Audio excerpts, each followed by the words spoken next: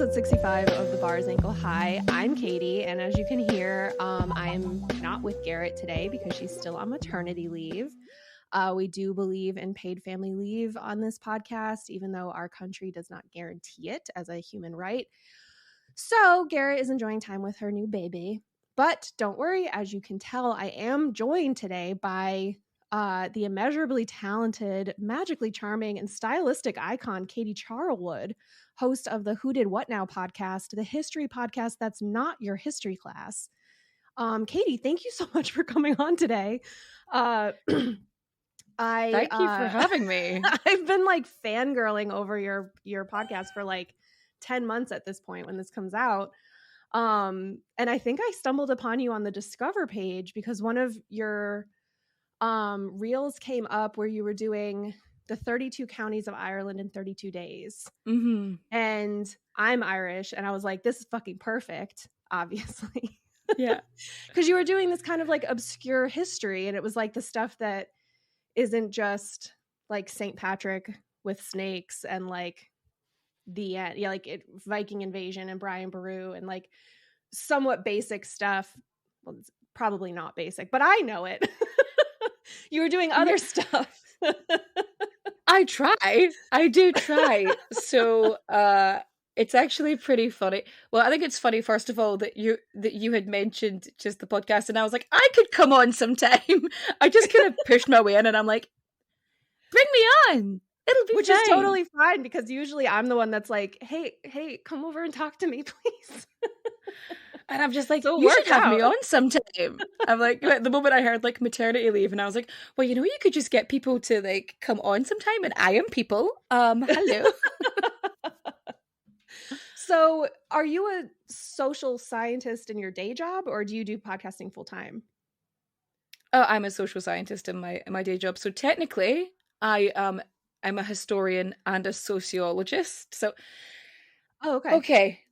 So the reason that I use social science as it's an umbrella term, and I can go, well, instead of going, I'm a historian and sociologist, but I also have a supplemental background in psychology and social geography and environmentalism, because it's a mouthful and it's very exhausting to have to explain that. But like, you can tell when I talk about things, a lot of it is sort of interlinked. Like that's why a lot of times I'll talk about like historical experiments which have been misconstrued. Like what was it? I even remember now. My brain is pudding. Damn ADHD. It was the Stanford prison experiment was the last one I covered, because like it's made wild. up. It was all fabricated. Yeah.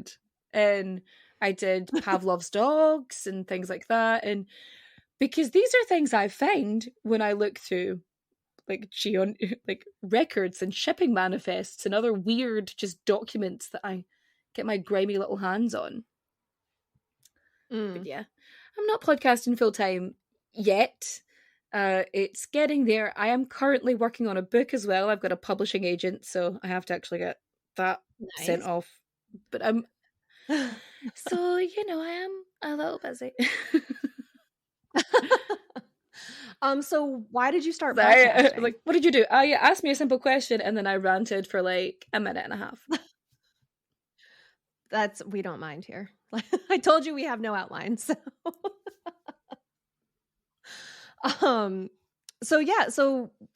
I know that you've gone viral a few times on TikTok for I guess what has been described as hot takes by your detractors, but were you making the TikToks before you did your podcast, or did you do your podcast before you made your TikToks? They kind of came about around about the same time. So I was doing the podcast, and I was like, oh, I should really promote this somehow. And then I started doing the TikToks, because when I was researching topics, and I was like, oh, this is a really good bit of information, but I'm not going to get this in a podcast. I can't make this last like a full like at the time I was like 30 minutes is fine. But I was like, I'm not going to make this last 30 minutes. I can talk, but I can't stretch that out. And so I was like, oh, you know what? I could use that to promote the podcast. But then I was making videos, but I didn't mention that I had a podcast, and I didn't think that people would not connect the fact that it was Who Did What Now pod. I thought they would make the connection. They did not, and that's on me, because it's very quick. It's the internet. You have to be very clear about things. So, which is why, like, in like every other like video, I'll mention that I have the podcast, just because promotion. And then I was doing TikTok for so long, and I wasn't really focusing on Instagram. And then I felt bad about that for a while, and then I just started. I was like, you know what? I'll do Instagram too. I'll try and just do it. And then it started doing well. So that was fun. that was very stressful, because I gained 100,000 followers in a month. And it's kind of plateaued since then. So I think I've got my core group, but I just kind of went whoosh. Yeah. And I was like, oh, okay. More people watching me. This is terrifying. Whew. Yeah. So there's got to be like kind of a learning curve coming with that. Sort of, I mean, it's kind of that thing where it's like, okay, well, I did this to myself, but also like, what the hell, man? Yeah, I mean, I shot myself in the foot with that one. Yeah. It's like I just kind of leaned into stuff, I think, as well, because I would get so many people would complain about like any topic that I brought up, especially considering my specific area of expertise is the rise of sensationalism and the use of print as propaganda in the late modern period. So, you know, it's usually about nonsense and nationalism, you know what I mean? So, right. So I would have to go, well, no, you've actually been misinformed on this piece of information, and I'm telling you the truth. And which is why every single video, I make sure I cite my sources. It's like, my favourite thing is someone told me I was wrong about a thing about Winston Churchill, which they're Winston Churchill fans. Oh, they are determined. Like, I have videos of me like with devil horns that they made. They're like, she's evil. She's so fat and evil, which is their go-to. And I'm like, all right, okay, cool. All right, thanks. I mean, I'm the average size in Europe, but that's fine. It's okay. I'm not. I think at one point I made a video. I was like, I'm not fat. I was like, no, they called me obese, and I was like, I'm not obese. I'm just a D cup. Like, right. Like, these are just what boobs look like. Like, I'm sorry that you've never seen them IRL, but you know, the reality is that they do add some girth. Yeah, there was a whole thing, like, my weight comes up quite a lot because I've got a round face as well, and so they're like, like, all right, but like, I always cite my sources. I'm very good at an appeals process now. And like, one of the things they were like, it's wrong, and I'm like, it's from his private letters. Like, tell me I'm wrong. Or like when the Mother Teresa video went viral, which has again been removed by TikTok for harassment and bullying, because apparently I bullied the dead. But like, okay, but it's all right. It's made me very careful about how I word things now. Like, I rephrase quite a lot, because it has to come in a way that doesn't sound like an attack. Even if people are going to take it as an attack, you have to try and just streamline it to that point, which is, it's bad enough that you have to censor yourself by saying words like unalive and you know, things like that, but it's just kind of become the way of it. But sometimes I don't do that anymore. And I saw somebody just use hyphens, because I hardcode all my subtitles, so somebody used hyphens. So instead of it being kill, it was instead of KILL, they used K-L, and I was like, yeah, actually, yeah.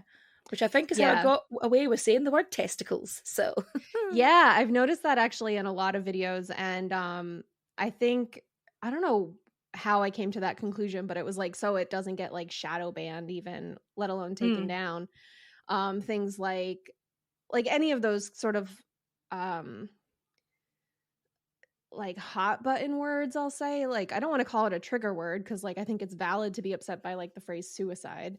Like, I'm not disputing that, but like things like suicide, killed, died, or murder. People will say like murder, they'll like unalive themselves instead of saying suicide. Like, they use these kind of like euphemisms, and it can get tricky, because I think I mean, I'm an attorney by day, and there's something to be said for like precision in language. And so when you start kind of dancing around what you're trying to say, you're not really saying what you need to be saying with the clarity that you're going for. So it can be super challenging, especially when you're trying to make a point about history not being accurately reported or taught like for decades even. And the majority of my followers, the majority of my followers are neurodivergent. Also either women loving women or non-binary people. Like that's my chunk. Or those, sometimes the Venn diagram is a circle, sometimes it's just an overlap, but it's, yeah. But like, so, and I find that you really need clarity when you're dealing with and it was one of the reasons why I hard code my subtitles. The other one is I actually have a good few followers who are either hard of hearing or deaf. So obviously they can't listen to the podcast. My plan is to eventually do video form and have it on YouTube, but it involves a lot of transcribing and it's a whole thing. I don't have the time. Ours just automatically posts to YouTube with like a still of our logo, and then YouTube does the automatic transcription. Yeah, try doing that with this accent though. Oh, that's true. Yeah, sorry. Yeah. So the that's words get mixed up on really easily. Like, cause somebody was like, "Oh, you can just get it to just go," and I'm like, "Yeah, but it's not going to help people because they're not going to." Right. That's great with this accent. They're like, "What does this mean?" So I would have to, even if I did my posh voice, which is I don't use very often. My posh voice. Oh my goodness. Everyone has it. You have to have a posh voice. I don't use it.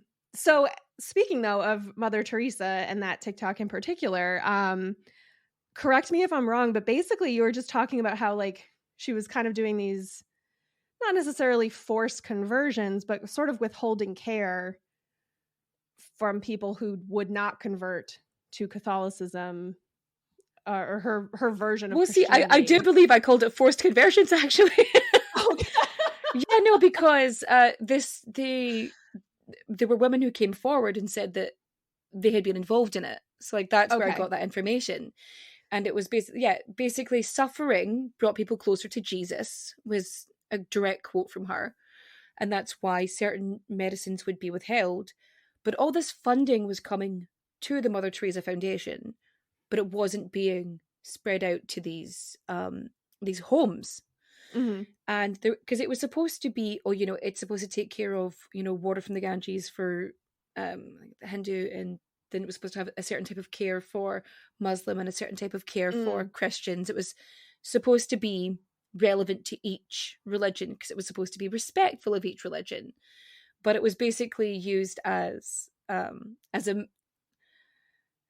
missionaries use it as conversion. Like that's what missionaries do. Like it's just that, right? Look, here we are, and God is helping you.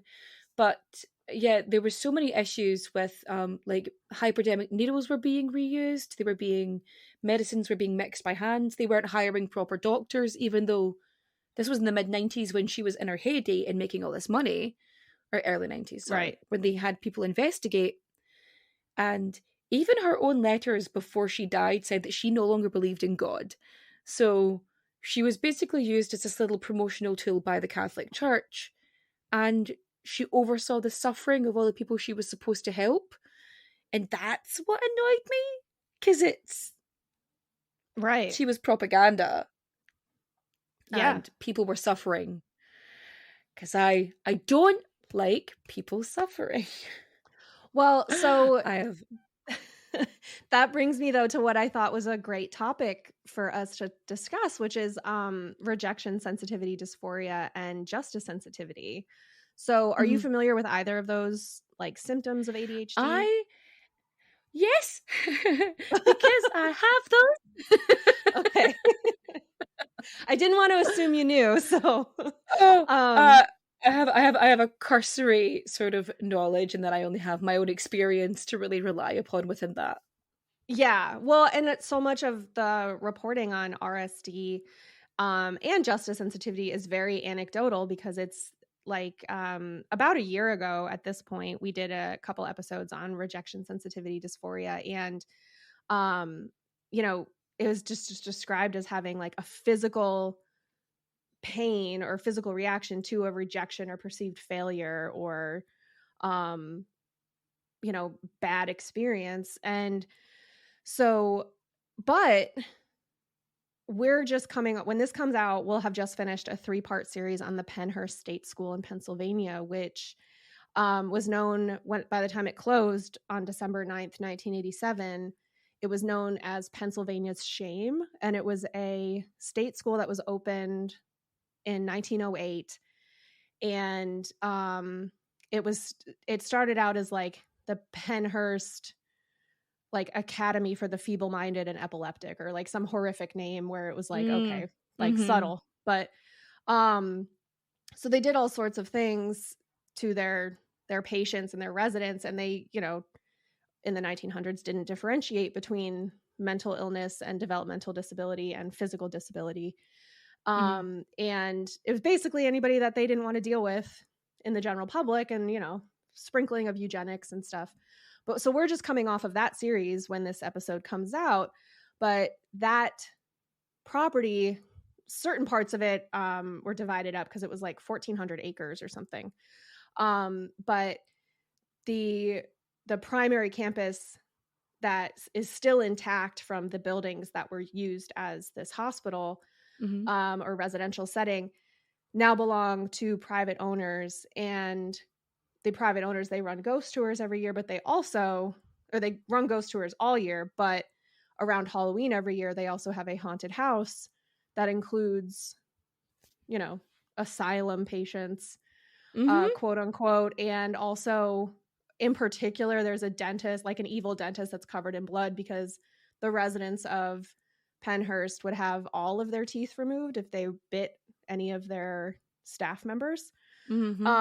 So there's a foundation that's trying to open a national museum for disability history, but they're involved with Pennhurst, and they're like, this is wildly offensive. Like, I get that, like, capitalism gonna capitalize, but like, what the fuck, dude? Like, you're not doing ghost tours where you're like, these are what, you know, historically this is what happened, and now there's some spirits that haven't figured out that they're not here anymore and they need help or whatever. It's like you're exploiting the suffering, whatever. So there's that whole thing. But that story and RSD and justice sensitivity, I thought, I see so much of the justice sensitivity in your own podcast. I was just listening to your episode on Barbie, and then Mary, Queen of Scots.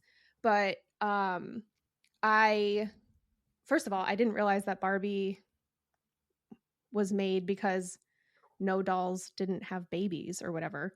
That was wild. And then I think it's just interesting, and I see it so much in so many of your episodes where you're telling these other stories, or the more whole stories. I'm going to say her name wrong because I think it's an Irish name, but she's a pirate.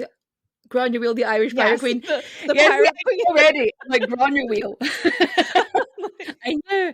I've made 2 episodes on her because the first one, the audio was shocking, and I made a second one because another podcast had contacted me to ask me to do their intro for it, and I was like, and they called her Grace, and I went, no, but that's not her name. And I thought maybe they'd made a mistake, and I was like, oh, and then they went, oh no, we know that, but you know, SEO. And I was like, but then you're not interested in telling the truth. And so then I re-recorded an episode out of spite. So I was like, no, I was like, I get her name right. It's the kind of thing where so much, like, I think I not necessarily have like full-blown auditory processing disorder, but I just do so much better with subtitles sometimes. And it's the sort of thing where I was like, I know that subtitles won't help, but I also kind of need this to be like written out like phonetically for me, because I just can't like I know that the way it's spelled wouldn't, my brain would not digest that as how it's supposed to be pronounced. So I'm like, I just like I actually have merch, I think, coming. I think it's merch coming out because I need to redo it for Teespring. And I basically had it spelt phonetically, Grainne. Like I had a wee phonetic thing and like, see, it's not that hard. And it was just like, again, just to go like yawn, gron, and yeah, like yeah. You know what I mean? Yeah. It's not the hardest thing in the world. You could call her Granny and you would still be more correct about her name than if you were to call her Grace. Yeah. Like for it's sure. because she was called Granny at the time because English people couldn't pronounce her name. Like, so it's and Granny, I mean, it's kind of like Katie, like I go by Katie for short for Catherine. Like Granny and versus me too. Grainne. It sounds like a nickname, like a genuine nickname. Like you don't have to call me Catherine, I'll still answer to Katie. And both are correct. Like whereas like you're just changing my name. It's like there's a movie called Horrible Bosses, and they have like their OnStar person in the car, and they're like, I'm sorry man, that name's a nightmare, I can't do it. And they give up trying to say his name, and I was like, right, but that's his name. Like I actually practice names so much because I'm so worried about messing them up. Like I'm so worried about it. And I know because my accent as well that I see English words wrong. Like road. There's an extra syllable in there. That doesn't need to be there. Road, right? Right. You'd fit in New England though. That happens all the time. So like I'm going to say something and it's going to sound different to a different ear, and it doesn't matter how many times I say it because I think I'm saying it correctly. Yeah. But like it's just one of those things. So I'll practice names, especially if it's in a foreign language. Just because I'm trying to be respectful. Unfortunately, like there was a time where I was learning about my friend Jen, where she lived in China, and because I'd only ever heard it in her accent, like I was literally copying her. Like so it sounded like, so anyone who didn't know me, she was like no. If she's mentioning it this way, she's not mocking my accent. She's just repeating it the way she's heard it. And I was like, because you have to stiffen your tongue. That's for sure what would happen to me. With Chinese words, you have to stiffen your tongue. Because different languages, you move your tongue and your jaw in a different way. And so with Chinese phrasing, I find you have to make it really stiff and short to kind of say what you need to say. And so it sounded like I was saying the wrong thing. And I was like, I don't mean to be a dick. I'm sorry. But like Erzebet, Bathory, like that one, I still struggle with that because she would be known as Elizabeth Bathory, and I was like, Erzebet, her name is Erzebet, and I'm going to try and pronounce it correctly through the entirety of the episode. The only time I don't care is when it's like an arsehole. Like I accidentally for like half an episode called Cesare Borgia Cesare for some reason. And I got halfway through and I'd been recording for like an hour and a half and I was like, no, I'm not re-recording. You're just going to have to deal with the fact I called him Cesare. That's the worst. I was like, no. Because I'd been trying to record for hours and everything kept going wrong with like my microphone and everything else. And I was like, no, you know what? I'm just going to power through at this point. You're all going to have to just... I might re-record the Lucrezia Borgia video episode some other time, but no. That being said, I mean, like we said, we discussed how justice sensitivity can kind of like fuel your own the storytelling that you do. But that being said, how do you deal with your own justice sensitivity and like RSD for yourself when these people come out of the woodwork and like completely or try to eviscerate you? Like if you say, for example, my favorite murder is, Baby's first true crime podcast and perhaps could be doing better. I stand by that statement. It's a fair statement. I used to listen to them all the time. Like it happened. So did I. But and I was such a big fan, and then because they were doing good things, but they had built their whole branding was revolving around the fact that they were they weren't experts, so they were like the layman, so they were like your friend, and it was fine, and that's fine, like that in itself grand. But because they built it as being, oh, we listen to you and we are careful and we're considerate and we're always trying to do better. But then issue after issue after issue was coming up and they were just, I mean, I'm not saying don't donate money to like Indigenous rights groups and things like, but 10 grand when you're like a multi-millionaire just feels like a drop in the ocean. Yep. Like you know what I mean? It's like, oh, I gave them some money. And it's like, I was like, no, give them a fucking chunk of money. Like a big chunk of money. Like give them a huge chunk because... Well, it's a tax write-off. Like, you need to show... Are you kidding? Yeah. And how much are you being... Like, you don't need it at this point. Like...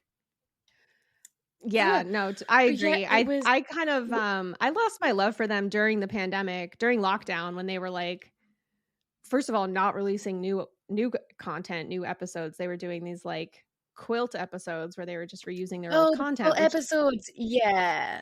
Like there was that, but then also they do that, but then they'd like re-record this intro, or they'd record a new intro to these stories that was like 40 minutes of bullshitting about how sad they are that they have to rely on grocery delivery.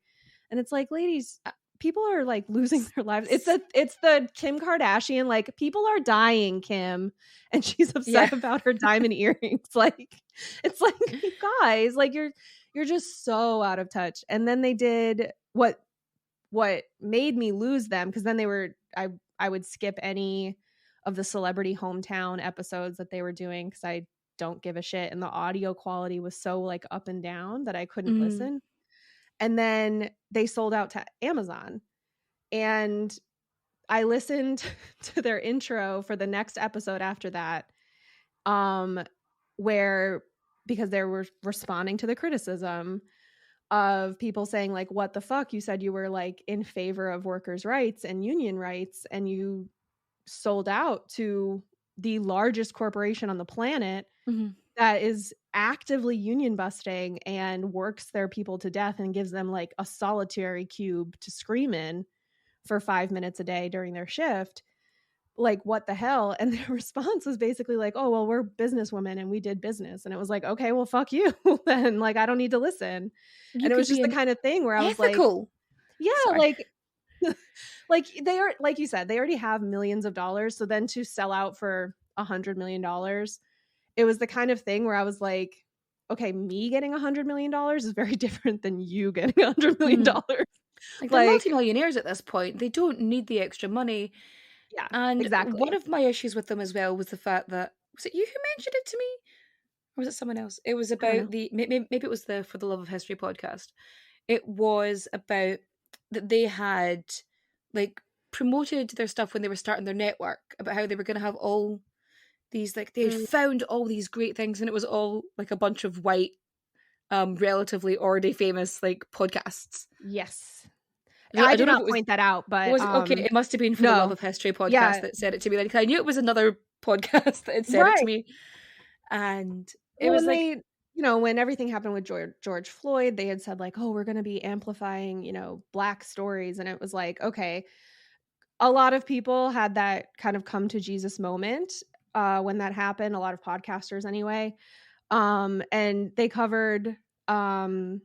You know, Kendrick Johnson's death, and I think Tamla Horsford. She died at a sleepover. It was like she was with the moms. I remember that one. Yeah, they covered her, but then they didn't.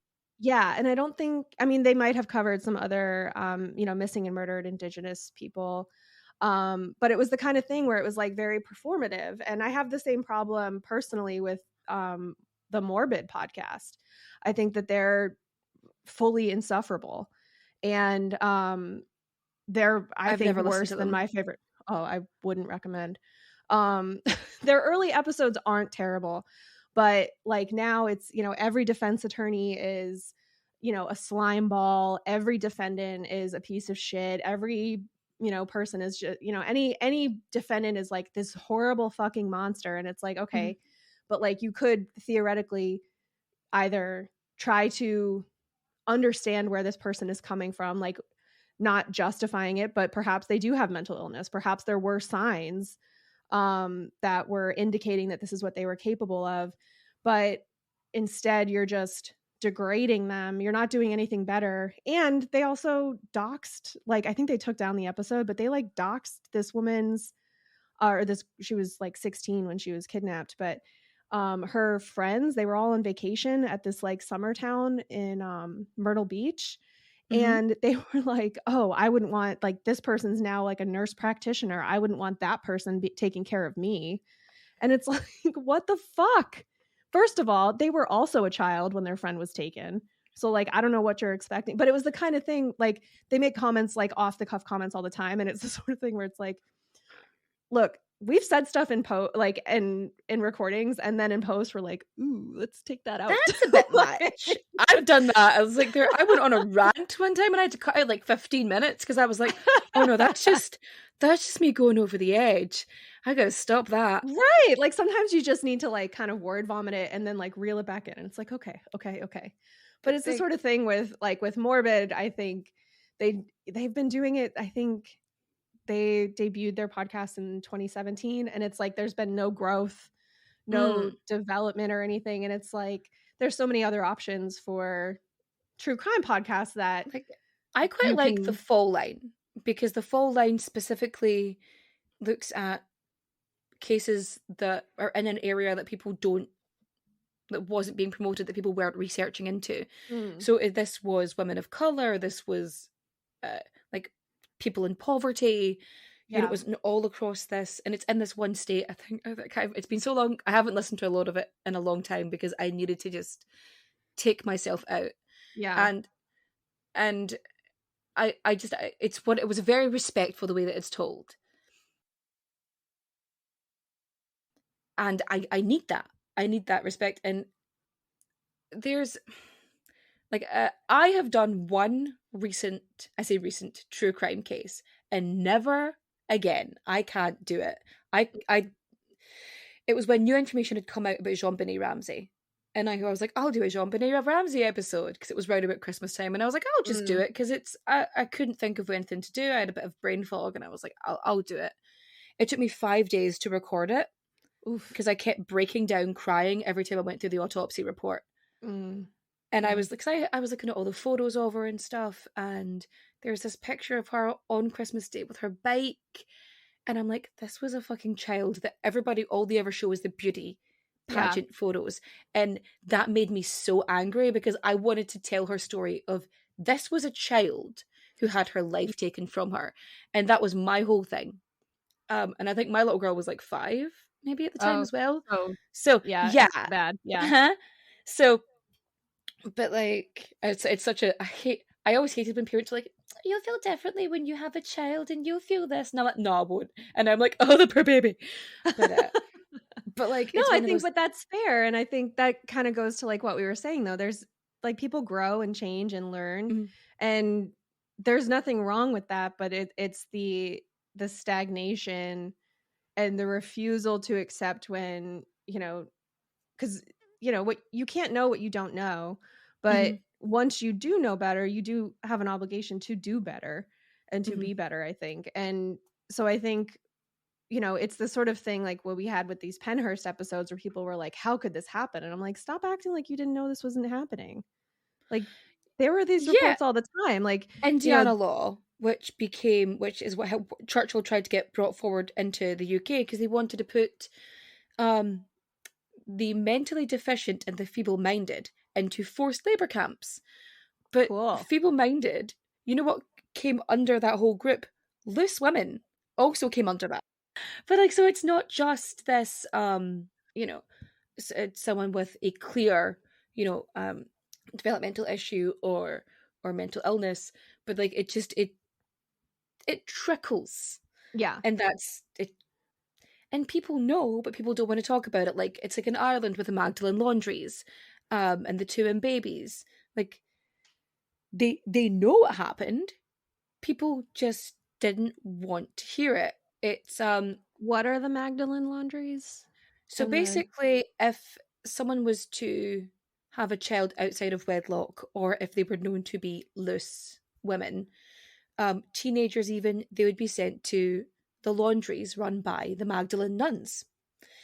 And that's where Sinead O'Connor went, right? Yeah. So that's, and while they were there, like there's actually a really good movie about the Magdalene laundries, and it's based on a book by a woman who'd gone there, I think, in the 60s. And I've watched it several times. Like what, like it didn't matter like who you were or where you were from. Like they would shave your head, and they would um like they would make you like jog naked. The Magdalene laundries were just abusive, and yeah, so like, but people knew it happened, but nobody wanted to talk about it. Yeah, right. Yeah, and it's that kind of thing where, you know, I think it can get very overwhelming, and it can get, I think, when, I mean, our podcast doesn't really focus on those stories a lot, but it can be really easy to get burned out. I think especially just the ADHD burnout, but like between like the compassion fatigue and like just getting overwhelmed with that like emotional dysregulation response where you feel the compassion for these people that you can't really do anything for, beyond like telling their stories. So how do you cope with that doing what you do? I cry. Okay. I actually live near a cycle track, so I go walking a lot. Oh, okay. And one of the reasons why I only touch on certain things when I do history is because I can't. I just can't. Like when I was doing the 5 canonical victims of Jack the Ripper, like I think I got to like before I got to the penultimate one, I had a break and did like a completely different topic, and then went back into it because like I just couldn't talk about the suffering these women had gone through, and this was in their lives. This wasn't even at the point of death. Like this was just everything that they had suffered because of Victorian society and living conditions and expectations and everything they went through. So like I need to take a break from it, and I need to focus on something else. And I have like comfort things that I watch, or I try and keep busy, which is the worst thing I can do. But like then I'll let myself, but because I'm so behind on my watch schedule for like just stuff I wanted to watch on just like on the streaming, sorry, my ears, on my streaming platforms, that I would generally kind of just find something really, really easy to watch and just kind of go through that. Just because I need something, something light and fluffy. Like if the new season of like Emily in Paris came on, I'd watch that because it's just an escapist, silly, fluffy fantasy. Or I'd watch Talladega Nights for the 25th time, and just things that are just relaxing or don't involve a lot of thought, really. Otherwise, crying actually works quite a lot. I just find it. I'll just cry, because I get irrationally angry about so many things. Yeah. Like just because of everything I do, and again, like just to jump back a little bit. One of the reasons why I mean, I have an unnatural obsession with historical true crime at the best of times, especially poisonings, because usually it was a woman just killing her abusive husband. So, I mean, because like you wouldn't let them divorce, here's what they did instead. But I try and cover sort of, things that are interesting or meaningful, and don't have anyone alive now that can be affected by it. Yeah. Because I don't want to cause extra pain in that, unless I'm providing something that they might not have known or helping in some way. What am I bringing to it? Like, why? Sorry. No, that's a good point though. It's sort of, I think it's easy to think what you're saying, is important, or, oh, this is really interesting and people, want to hear my take on it. But there is that level of like self-editing where, like you said, you like, why would I talk about this on the podcast? Like exactly, like what does this fulfill what this podcast was supposed to be about, which like it's turned it for us, like we do this will be our second Halloween season. So it'll be, I think, probably like an ongoing thing to follow these like asylums and these group home settings where there were significant abuses, but there was ultimately, theoretically, change that was for the better for people who were disabled or had a learning disability. And there's there has to be some sort of tie to an ADHD podcast for us, but rather than it just being although last year at Christmas we did the story of Krampus, which has nothing to do with ADHD. It was just sometimes you just gotta do something fun. It's like about the whole why thing. Like I had people like asking and requesting for me to cover Sinead O'Connor, and I'm like, it's too soon. Yeah, like she had like literally the day after she passed, and I was like, I will cover her at some point because she was amazing, and there are so many wonderful and interesting things to say about her and to proclaim, all the stuff she did in the face of everybody just screaming at her to shut up. And she still stood there. But the day I mean, like, what was I supposed to do? Like a week after she passes away, I'm supposed to cover it like that. It's different when I covered Prince Philip, right? Because, I mean, he was nearly 100 at that point. Anyway, yeah. And at that point, I think when you're a member of the royal family, you don't really get that same thing because you're living history anyway. Yeah, when you choose to marry your cousin, you give up that right.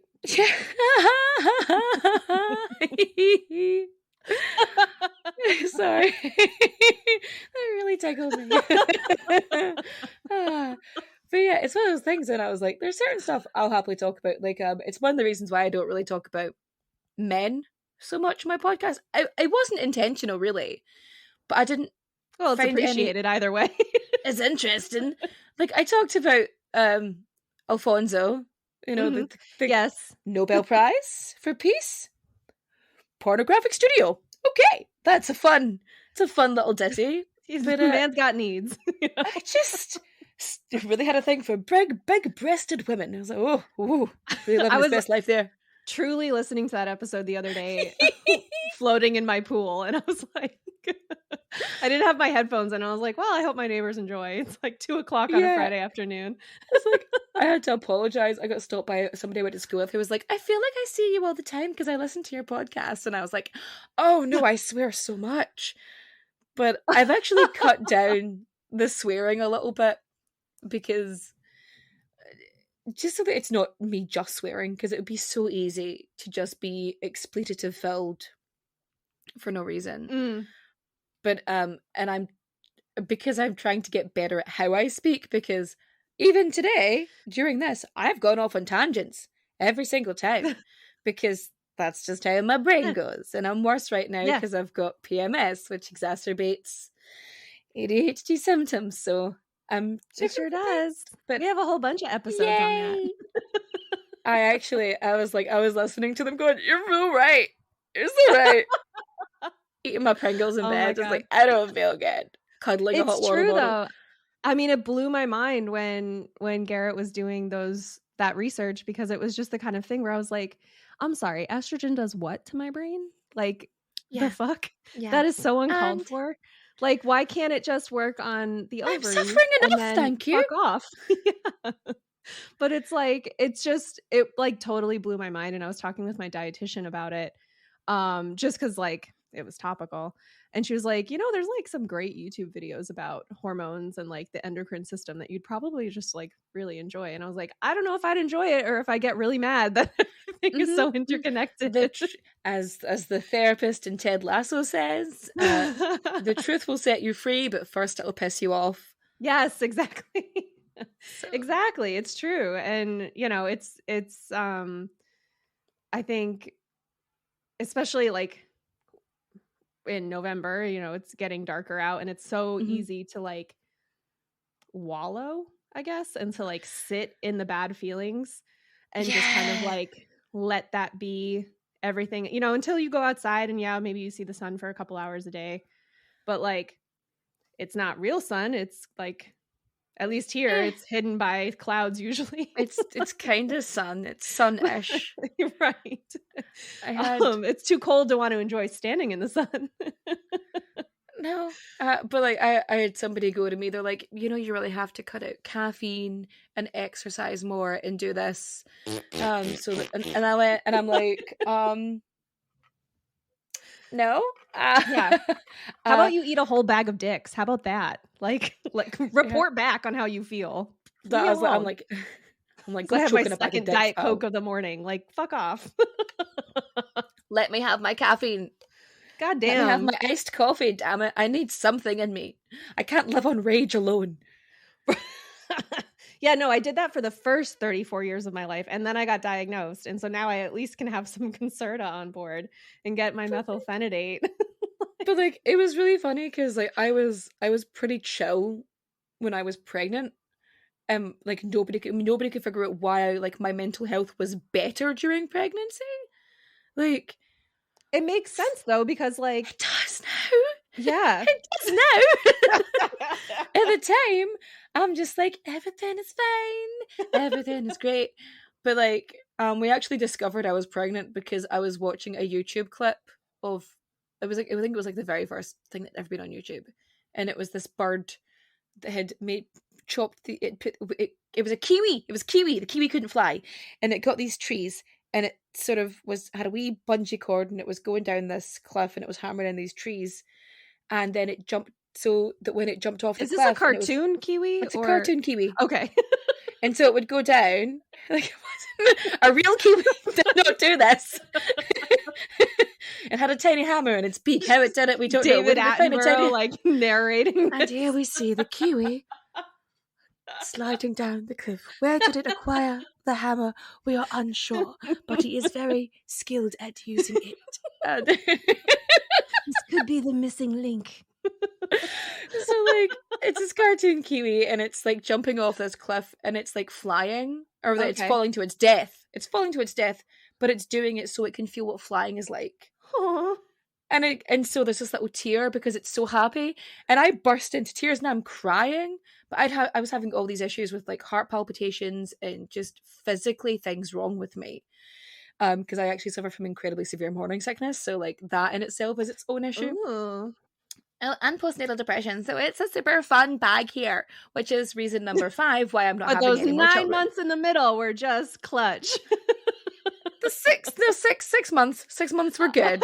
The first 3 just consistently vomiting and crying. At least it ended, and you didn't get stuck with like the forever. Yeah, no, I was because like I got hospitalized during like all my pregnancies because they were like, oh no, let's make sure you don't die, and I'm like, that'd be great, thanks. But yeah, it's cool. I mean, but like I was watching this video and I burst into tears, and he was like, maybe we should get you a pregnancy test because you've never been this emotional about anything in your life. And I was like, okay. Whoops. So and then it was like, yay, humans. So my mom found out she knew she was pregnant with me because her period, she said, started at 4 p.m. on the 18th day of every month. And then when it didn't start at 4 p.m. on the 18th day, she knew she was pregnant. And I was like, I never know when my period is coming. Like, I only know because of hormonal birth control. Doing, lady? And I'm like, I will arrange it. Right. Like, yeah, I mean, I've been on birth control since I was 16. So it's right now, where'd you come from?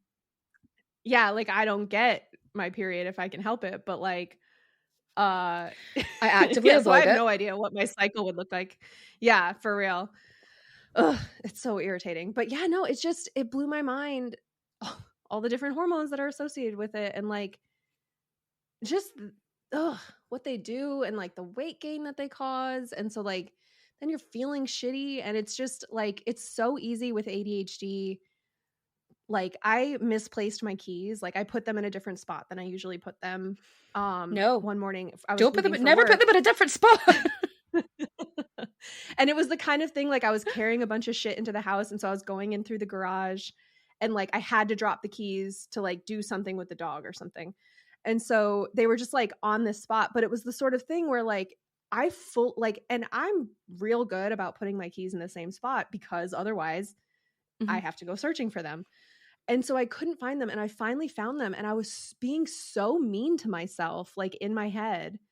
But it's the kind of thing like without having done this podcast, I would not have caught that I was just being mean to myself as like an emotional reaction and like the emotional dysregulation. I would have just like sat with that shitty feeling and accepted it as like the truth.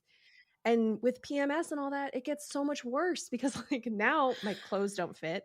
I feel like a blimp even if my clothes do fit. And then like I'm tired. I'm like a bottomless pit. I can eat anything and everything, and I will. And then like I'm either not sleeping well, or I have, like, boxes of chicken strips last night. Like I was just like, I need this, and now my mum was like, okay, and I'm like, ham dam dam, like the Cookie Monster on steroids. I was like, off we go, because I was ravenous. Like it's crazy, and it's the kind of thing where it's like, first of all, it's just wild that like these hormones can tell your body like, oh, I need like 3,000 grams of protein immediately. Yes, but then I'm like, I need to eat carbs now. Right. And it's so crazy. And but it's that kind of thing where like, especially having grown up, you know, in the 90s and early 2000s, it's like taken so much work to like heal that relationship that I have with my own body and with food. The Diet Coke era. Yeah, like to get to the point where I'm like, okay, well, if I'm craving like spaghetti and meatballs, I'm not going to sit here and say you can't have spaghetti and meatballs. Like, just have the spaghetti and meatballs, because something in that is something you're craving. And I have that relationship with like random stuff like milk, because I don't drink milk that often. So I'm like, oh, well, if I'm craving milk, it must be because I really need the milk. But like, I don't think of it that way. Like, it takes a lot of like active mindfulness to have that reaction to other foods, but it also takes so much work to like have that reaction to anything else, like losing my keys or getting overwhelmed learning about, you know, the torture of patients at an asylum. And like, it's just so easy to completely go off the deep end and get burnt out and cry. Yeah. And just and lose your drive to do things, which I think is the worst part. It's the losing of that. It's the energy being sapped from you, and that drive. It's like even this morning when I got up, because everything is just worse. So like when I got up, I was like, I'm putting clothes on, because if I put clothes on, like get out the pajamas, because I love my pajamas. Get out the pajamas, put on human daytime clothes. Doesn't matter what they are, as long as they're human daytime clothes. And then you are good. You can, like, if you can get some you know, shoes on as well, that would be even better. Just make sure you're dressed. And then that way you forced yourself into a I'm up and doing things sort of scenario. Yeah. And that's where I was at. I was like, if I can do this and I can stay upright, then I'll be able to have this conversation later on. Even if Katie can't tell time, doesn't know how to tell you what time to show up. It's okay. Because I was like, oh, okay, guess I'll go do some other stuff for an hour. It's fine. It's fine. Ridiculous. Oh my goodness. Oh, only because we have the same Thank you. I appreciate it. Yeah, for real. Oh my goodness. So where can our listeners find you? Yeah, so I'm on Apple, I'm on Spotify, Google. I think technically I'm also available on Amazon Music or Amazon something or other. I think I went, yeah, sure, a few years ago to something just as a distribution. Yeah, same. Thing. And I'm also on Instagram, TikTok, Twitter. Yep, no, that. And Facebook. What are your Instagram and TikTok handles? So Instagram, TikTok, and Instagram and TikTok are Who Did What Now Pod, and then Twitter is Who Did What Now PD, because there weren't enough characters. Are you on Threads? Have you abandoned Twitter yet? Or X? I can't go on Threads because I live in Ireland and they don't approve of it yet because of GDPR regulations. Oh. So because of because of the way it mines data, the government won't approve of it. So it can't be used here. Yeah. It's one of the reasons this is why as well I can't make money from like TikTok or Instagram. I can't set up subscriptions or anything like that, just because of the way that I can't join the creator fund either, just because of the way that Irish law works with regards to sort of apps and internet related monetization. There's a reason. I'm not entirely sure what that reason is, but it's probably better for you. I think it's meant to be like safer. Yeah. As far as I know, it's meant to be from like a very safer sort of concept. But I am available on those places. Yeah. So do you do episodes every week? Weekly episodes are weekly, and then I do also drop some like bitty-sodes, I call them, because I wanted something different than mini-sode.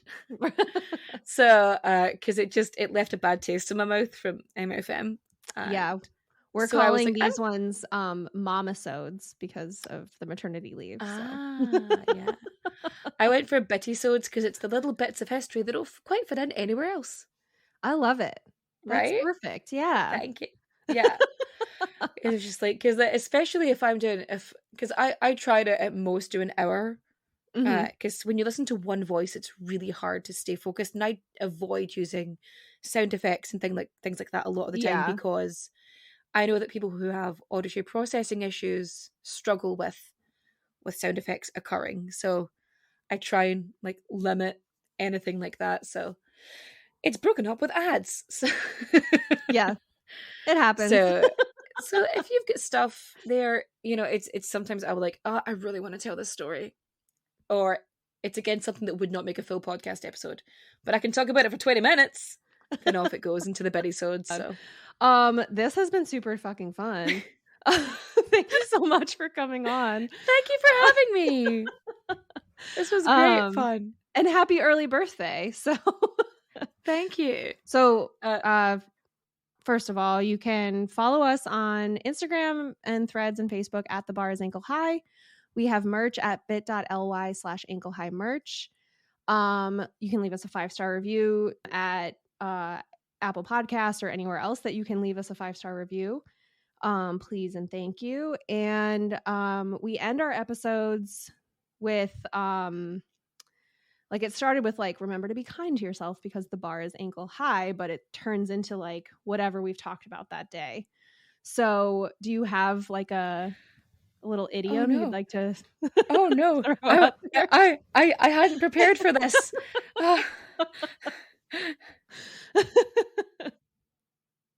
Don't stop fighting injustice because the bar is ankle high. I love it. That's perfect. Good job. I got there in the end. That's what she said. Hey.